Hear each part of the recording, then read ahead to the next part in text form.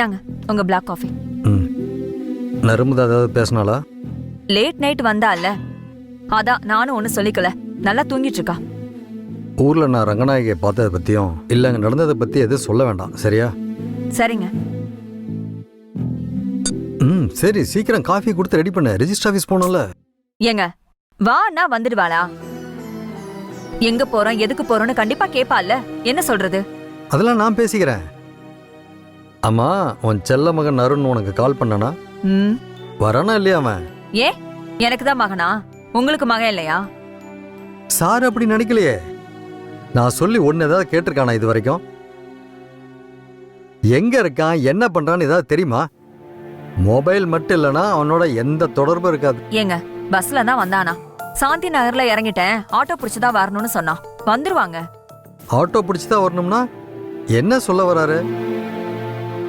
நான் போய் வெயிட் பண்ணி அவனை கூட்டிட்டு வரணுமோ? போனா என்ன தப்பு? ஆமா. நர்மதா வந்தா மட்டும் போறீங்கல்ல, 2 பேரையும் ஒரே மாதிரி பாருங்க. நீங்களே பாகுபாடு பார்த்தா எப்படி? ஏய், அவ பொண்ணு.